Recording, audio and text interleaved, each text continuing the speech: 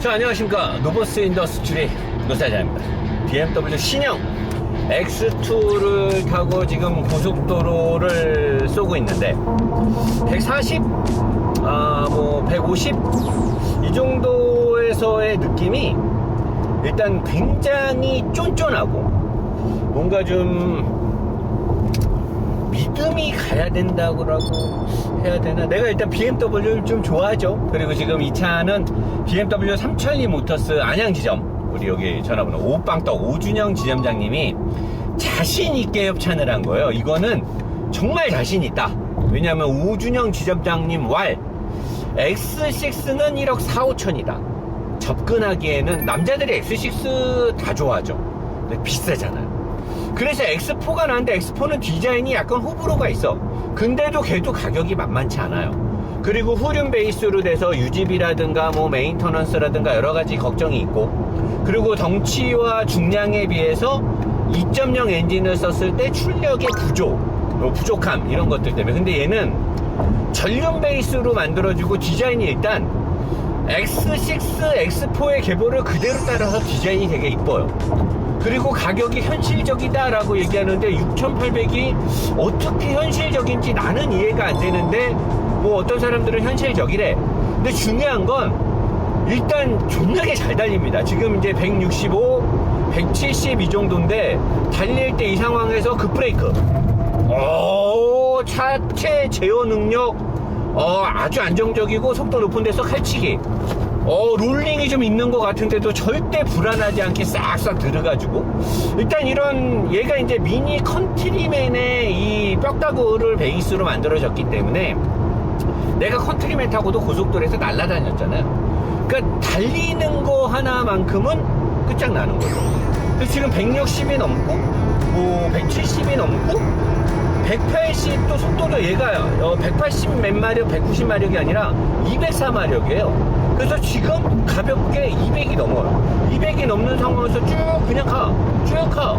200에서도 그렇게 크게 약간 흐르는 느낌 살짝 있는데 많이 불안하진 않아요. 그리고 내가 얘를 깜빡 잊고 타이어 공기압을 좀 빼야 되는데 안 빼고 나왔는데도 이 정도 고기압이 조금 많거든요. 내가 알았는데 깜빡 잊고 못 뺐는데, 근데도 지금 180 정도에서 가볍게 싹 들어가지고 약간 흐르는 느낌 나고 살짝 겁나네요. X4에 비해서는 조금 부족한 것 같아. 190에서 급브레이크, 살짝 주저앉는 느낌. 전륜 베이스니까 앞쪽에 무게중심이 있을 거니까 살짝 주저앉는 느낌이 있는데 그래도 이 정도면 작은 전륜 베이스의 4륜으로 되는 안전벨트를 맸는데 왜 매라 그러지? 내가 너무 세게 달려서 그러나? 근데 작은 차체라고 하기엔 중량이 꽤 나가는데, 어쨌든 전륜 베이스의 4륜 시스템이고 그래도 X4나 X6보다는 많이 아담하니까 그런 걸로 해서 이렇게 쿠페형 지금 SUV 스타일을 갖고 있잖아요. 나는 이 차를 젊은 친구들이나 신혼부부 또는 아이가 한 명 정도 있으면서 큰 차 가시고 유지비가 많이 들지 않는 좀 개성있게 생긴 작은 SUV를 원하는 사람들한테는 이 차를 좀 추천을 하고 싶거든요. 그래서 일단 하체우리디는 노사장님 어디 갔습니까? 그러면 그거는 내가 좀 많이 깠어요. 지점장님 미안해. 아닌 건 아닌 거잖아. 이게 스틸이 좀 많이 들어갔고 아무래도 컨트리맨을 베이스로 만들었다 보니까 내가 좀 싫어하는 요소들이 많아요. 그래서 좀 많이 깠어요. 그리고 박민성 PD가 오랜만에 BMW 깐다고 역시 우리 대표님은 아무리 BMW를 좋아해도 아닌 건 아닌 것이요, 역시 우리 대표님 짱, 그러면서 자막을 살벌하게 넣은 거예요. 근데 내가 이거 하체오리기 내보내지 말까 그랬더니 오준영 지점장님한테 전화했어요. 내가 지점장님 요새 힘들고 해서 도움을 드리고 싶은데 이렇게 하체오리기를 많이 까서, 근데 내가 지점장님을 도와드릴 수 있는 건 거짓말을 할 수는 없고 하체오리기를 안 내보내겠어요. 옛날 내가 렉서스 안 내보낸 거 기억나시죠? 거짓말은 할 수는 없으니까 그럼 안 내보내겠다니까 지점장님이 그러지 말라고, 내보내라 그러더라고. 그래서 내보낼 거면, 그래서 내가 내 생각에는 그럼 내일 내보내자. 본편에서 일단 달리는 거는 BMW니까 잘 달리니까 잘 달리는 거 하고 나서 내일 내보내서 거기서는 까니까 이제 이 차의 하체까지 보고 싶은 분들은 내일 보면 됩니다. 오늘은 일단 잘 달리니까 이거 보고 사고 싶어요. 이거 지금 90이 넘고 100 정도에서도 이렇게 싹 말고 들어갈 때도 타이어 슬립 없이 잘 나가요. 자, 여기서 하고 고속에선 안정감 확인됐으니까 바로 와인딩으로 들어가서 이 차 진면목을 보겠습니다. 자, 이제 와인딩에 와서 본격적으로 BMW X2 이런 SUV는 못 달릴 것 같은 편견이 있잖아요. 깔끔해. 깔끔해. 타이어 공기압을 좀 안 맞췄음에도 나이스해요. 근데 사륜 시스템이 자동으로 ESP가 작동을 하는 게 조금 그냥 날아가게 냅두면 되는데 안전모드 개입이 조금 이르지 않느냐. BMW는 조금 더 나중에 들어와도 되는데 너무 빠르게 차를 제어해주는, 왠지 좀 운전을 못하는 여성분들이나 초보 남자분들을 배려하는 거 아닐까. 뒤에 잡아주는 거 재밌어. 이야, 엔진 브레이크 싹 걸리면서 좋았어. 좋았어. 아주 좋아. 칼 같아.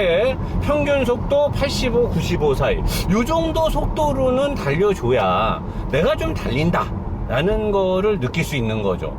요거 상당히 마음에 드네요.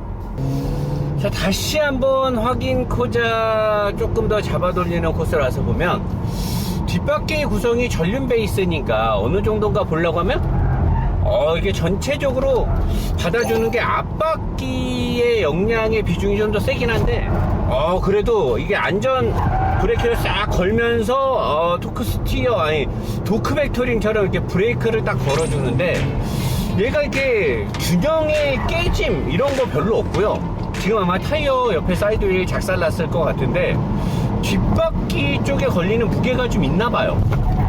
이게 노즈 다이브도 그렇게 심하지 않고 코너를 돌았을 때 이게 뒤에서 버텨주는 능력이 그냥 이거지. 악셀 끝까지 지지고 막 해도 그냥 끝까지 밟으는데도 쫙 버텨주면서, 그러니까 이게 미니 컨트리맨의 전륜의 맥퍼슨이고 뒤에 이게 이렇게 멀티링크 치고는 좀 이렇게 부족한 멀티링크인데 그래도 이 뒷바퀴에 투아웃 전용이라든가 마이너스 캠버로 올라가는 이런, 내가 늘 미니나 예전에 1시리즈, 2시리즈를 하체 오리기 하거나 달리면서 칭찬했던 그런 구조로 돼 있어서 와인딩이 됐던 어디서 얘가 약간 차고가 높고 댐퍼의 전체적인 움직임의 범위가 길어요.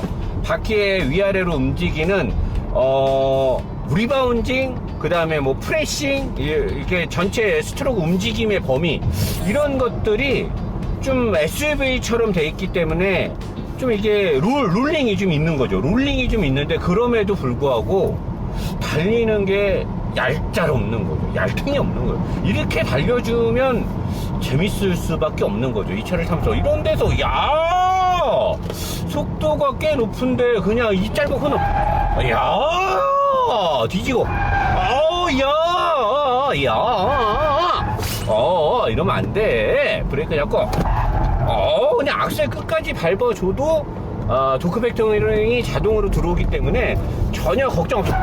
그냥 악셀 밟으면서 날아가도 사륜 시스템 뽀개지는 거 아닙니까, 노사장님?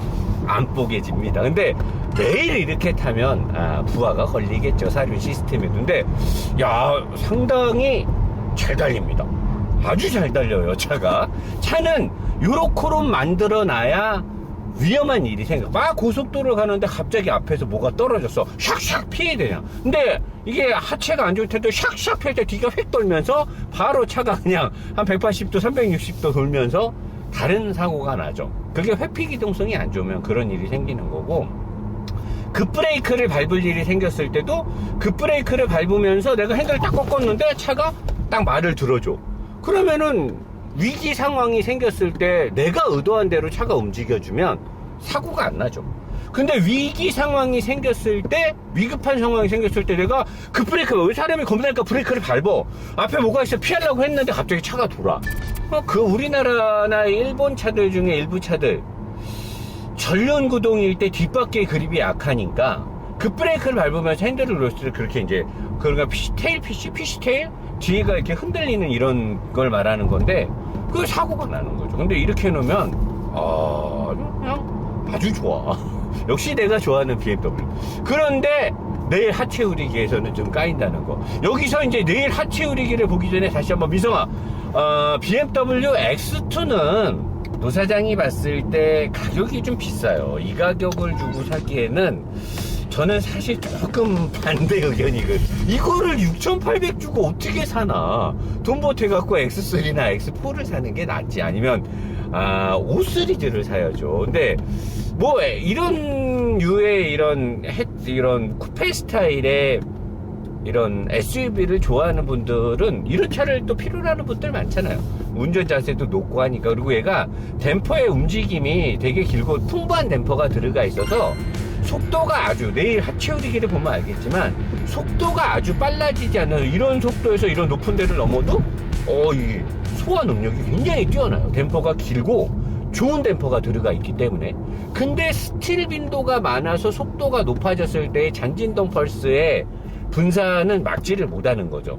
그거는 내일 하체 우리기에서 나오는데 일반적으로 탔을 때는 너무 좋죠. 너무 좋고 아까 영상 초반에 고속도로 달릴 때도 되게 좋았잖아요. 근데 얘는 아주 높은 속도는 소화시키기에는 스틸이 너무 많고 하체에, 그리고 서스펜션의 구조가 전륜 베이스로 돼 있기 때문에 구조적 한계가 있잖아요. 근데 120 이하에서 항속을 걸거나 일반 국도에서 60km, 80km 오는 듯 할 때는 전기차 느낌이 날 정도로 굉장히 부드럽고 좋아요.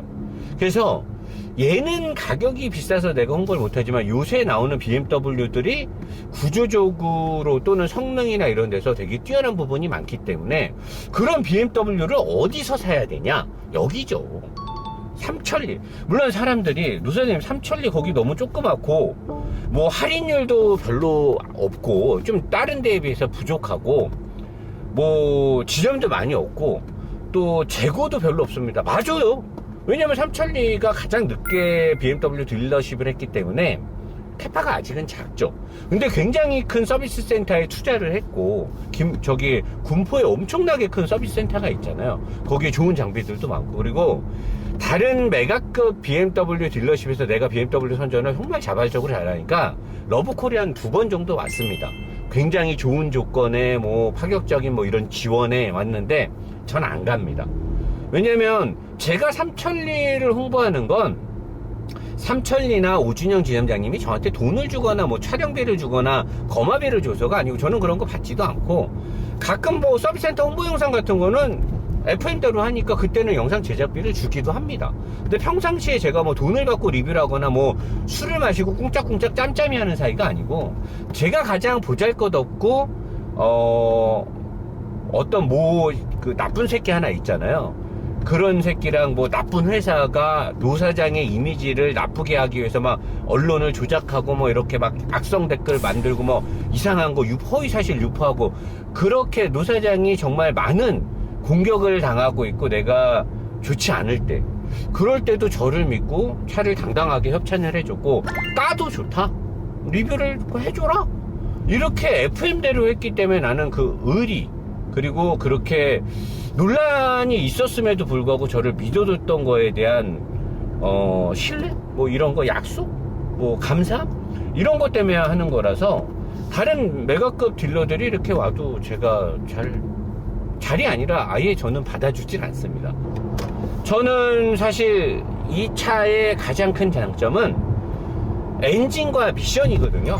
마일드 하부가 안 들어갔음에도 불구하고 환경 규제를 대응을 하게끔 세팅이 됐다라는 건 터보라든가 연료 분사라든가 뭐 직분사 펌프라든가 여러 가지 것들이 잘 조합이 된 거죠. 그래서 엔진도 출력이 꽤 쏠쏠하게 나오고요.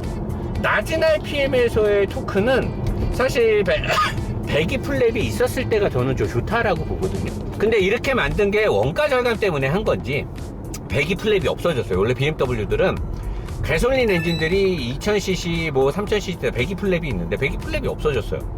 그래서 낮은 RPM에서의 토크가 조금 없는 거 아니냐, 저는 이런 느낌을 받고 있는데, 어찌됐든 간에 연비가 되게 잘 나옵니다. 얘가 중량이 5 시리즈보다 많이 나가거나 비슷하거든요.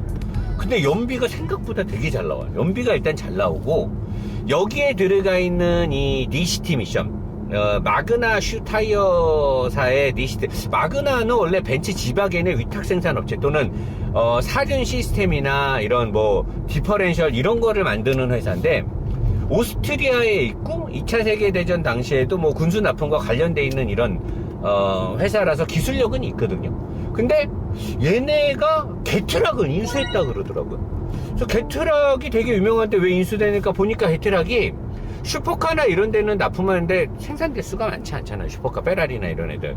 그러니까 일반 차들이 게트락을 많이 못 쓰기 때문에 경영난이 있었나 봐요. 마그나 슈타이어는 여러 가지 사업을 많이 하고 있기 때문에 회사 규모가 좀 크고, 그래서 인수해서 게트락에서 쓰던 더블 습식 DCT 더블 클러치 이 미션을 업그레이드를 한 것 같아요. 그래서 변속의 느낌이 더 많이 부드러워지고, 그러니까 치밀하거나 똑똑해지진 않았는데 울컥거림이 다 없어지고 더 많이 부드러워지고 뭔가 좀 내구성이 좀 향상됐다라는 그런 느낌. 미션이 되게 튼튼해졌다는 그런 느낌을 받아요.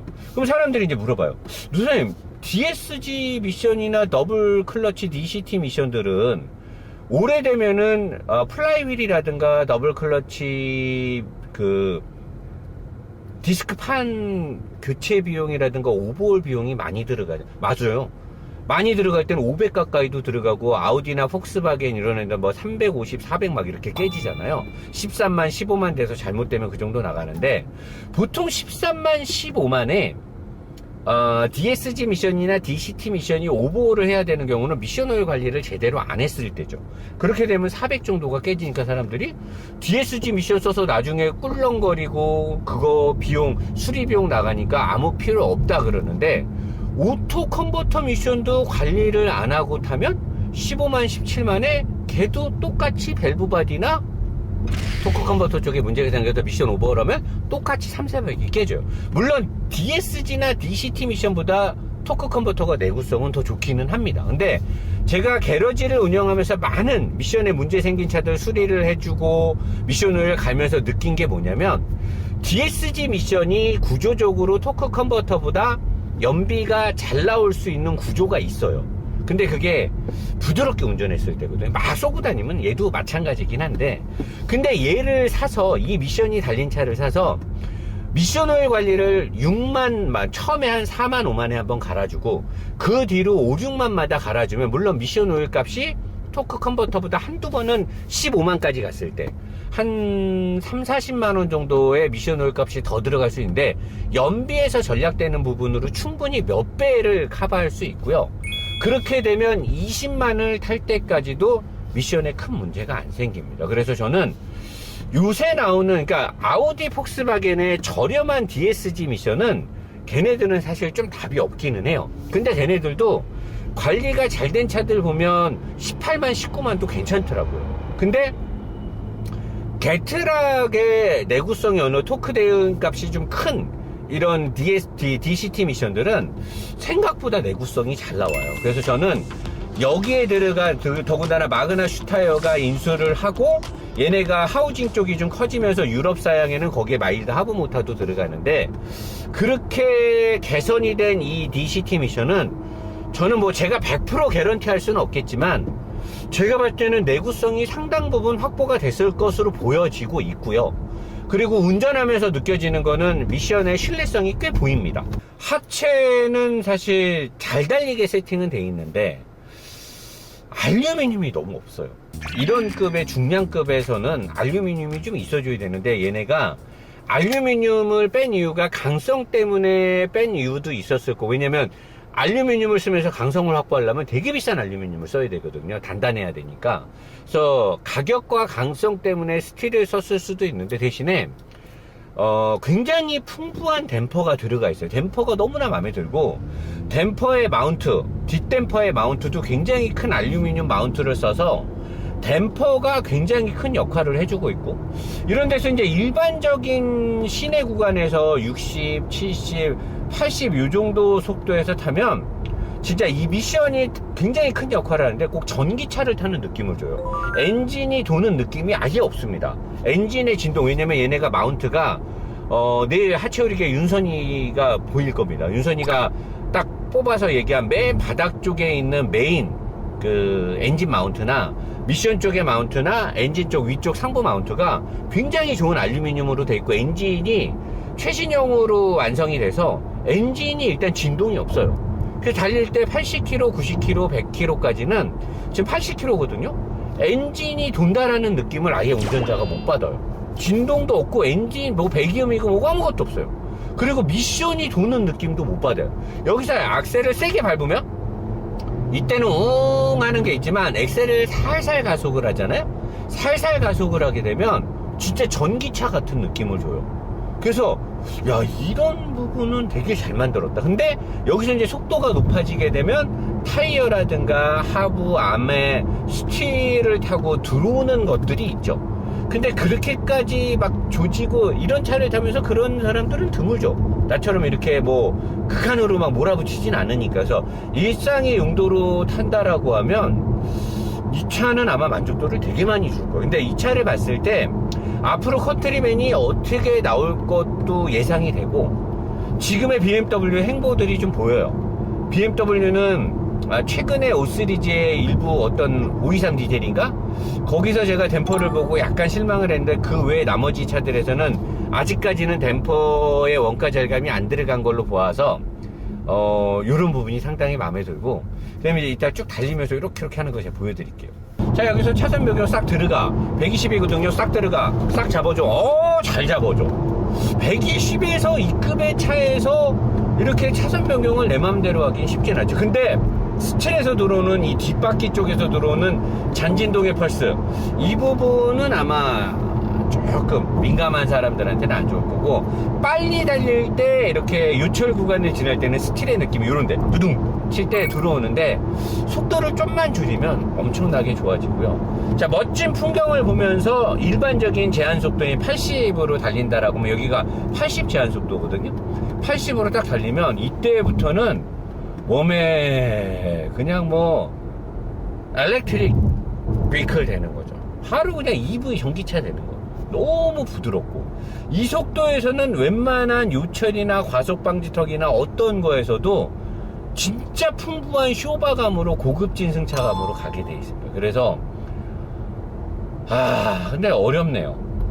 가격이 6,800이라서 내가 아무리 BMW를 좋아해도 이건 좀 아니지 않냐.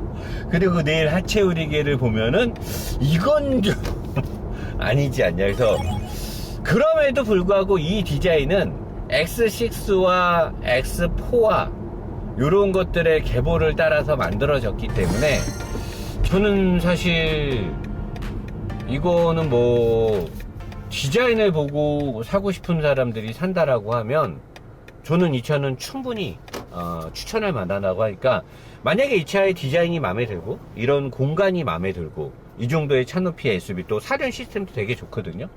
뒤에 TC 사륜을 끊고 붙여주고 토크를 조절하는 것도 생긴 형상은 할덱스 시스템이 아니에요. 보통은 이런 차들 전륜 우선 방식들이 할덱스 시스템을 쓰는데, 얘는 마그나도 사륜을 잘 만드는 회사라서 아마도 마그나 슈타이어에 미션이 들어갔으니까 사륜 시스템도 마그나께 들어간 것 같거든요. 그래서 사륜 시스템도 아마 내구성에서 어느 정도는 확보가 되시지 않았을까. 제가 어제 막 봤는데 브랜드가 안 보여갖고 잘 모르겠는데, 만약에 할덱스면 댓글로 좀 달아주십시오. 제가 할덱스라 거기다가 고정 댓글을 쓸 테니까요. 그래서 그런 것들로 해서 그렇게 해서 마음에 든다라고 하면, 130, 40으로 쏘고 다니는 주행 환경이 많지 않고 노사장처럼 막 지랄하면서 달리는 게 아니면, 그런 상황에서 이 차의 크기, 용도, 사륜 시스템, 디자인이 마음에 들면 할인 좀 받고 사면 저는 후회하지 않을 거라 생각을 합니다. 그래서 최근에 벤츠를 시승하면서 또는 아우디 행보나 이런 것들 보면서 조금 뭐 좋은 부분도 있고 아쉬운 부분도 있는데, 물론 BM도 요새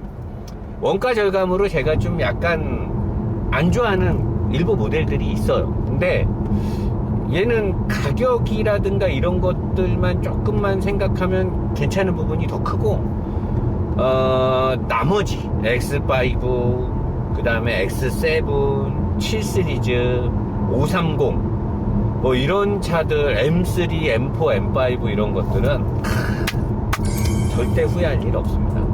그런 것들은 정말 저는 강력 추천하니까. 저는 BMW를 좋아하는 사람이지 BMW 어디서 뭐 돈을 받고 리뷰를 하면서 거짓말로 빨아주는 사람이 아니에요. 저는 원래 BMW를 좋아합니다. 페라리를 좋아하고 포르쉐를 좋아합니다. 왜? 차를 잘 만드니까. 차는 잘 달리고 잘 서고 잘 돌아야 돼요. 그리고 이제 디자인이나 편의사양이나 뭐 이런 건데 요 세 브랜드는 거기에 굉장히 정성을 기울이는 회사라서, 그래서 저는 BMW를 좋아하고 현재 BMW 오너이기도 합니다. 내가 BMW를 안 타면서 내 돈 주고 안 사면서 BMW를 돈 받고 빨아주는 게 아니라 저는 그냥 진짜로 BMW를 좋아하는 사람이에요. 사실은 페라리를 제일 좋아하는데 돈이 없어서 못하는 거고요. 언젠간 돈 벌어서 페라리 중고라도 한번 살짝 후작 한번 해보도록 하겠습니다. 자, BMW X2 리뷰 여기서 마치면서 다음 주 리뷰가 골프 GTI 같은데 이게 냉각수 쪽에 뭐가 문제가 생겨서 출고가 밀렸다고 하는데 전화해보고 골프 GTI 한번 냅다 후려보도록 하겠습니다. 프락실 하겠습니다.